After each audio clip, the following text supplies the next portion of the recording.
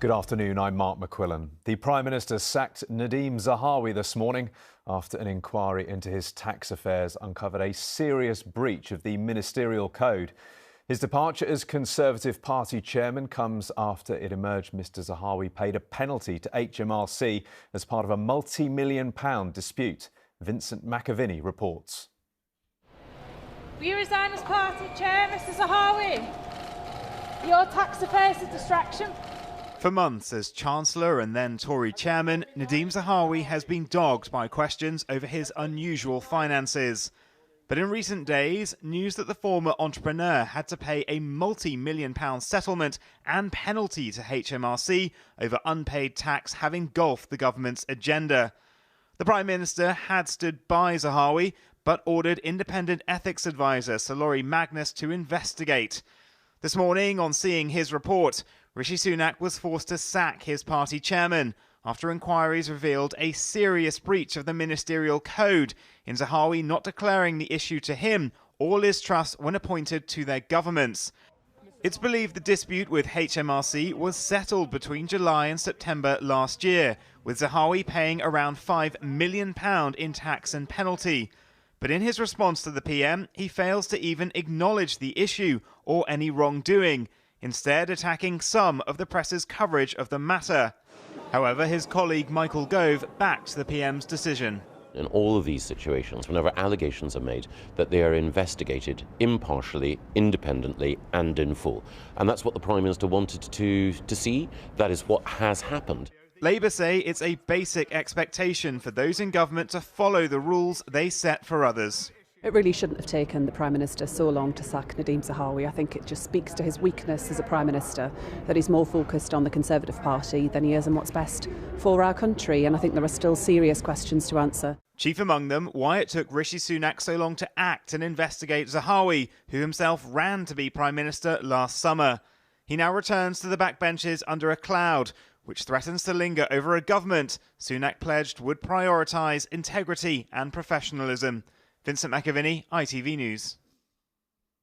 Our political correspondent Harry Hawson is here with me now. Harry, some damning details in this inquiry. Did it leave the Prime Minister with no choice but to sack Mr Zahawi? Yeah, I think so. And when you read through the full report by Sir Laurie Magnus, the independent advisor on ministerial interests, the details in it are far more shocking than I think many of us perhaps expected them to be. He lays out several instances where Nadeem Zahawi was far from transparent about the fact he was under investigation over his taxes by the HMRC. He was far from clear about that with three separate Prime Ministers and the public. And when questions were asked about this by journalists, Nadeem Zahawi dismissed them and labelled them as smears. And I think it's why Rishi Sunak acted so quickly this morning when he saw the finding of this investigation to sack Nadeem Zahawi. Not quickly enough for some Tory MPs who still feel that he lacks perhaps the political judgment required to be Prime Minister. And I think the other thing here is this is a further stain on Rishi Sunak's government. This week he celebrates his 100th day in office. When he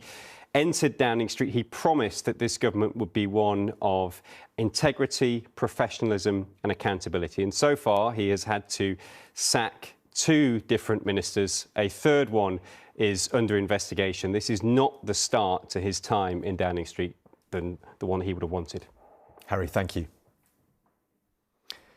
In the last half an hour, police have charged a 16-year-old boy with murdering a girl aged 15 in Northumberland.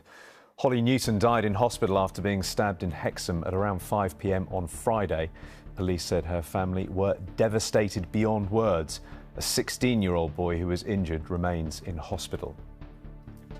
Faulty and ambiguous government guidance was in part to blame for the Grenfell Tower tragedy, the Housing Secretary has said. 72 people died after the fire in West London in 2017.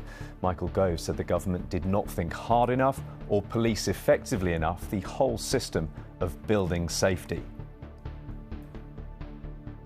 Boris Johnson was reportedly told to stop asking Richard Sharp for advice about his personal financial matters just days before he was announced as the new BBC chairman.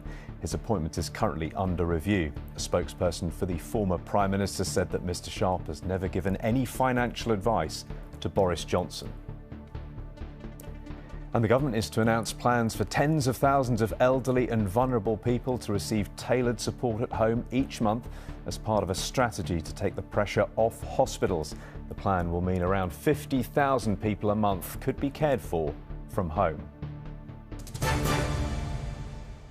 Finally, within the last hour, Novak Djokovic has won a record-extending 10th Australian Open title, beating Stefanos Tsitsipas in straight sets.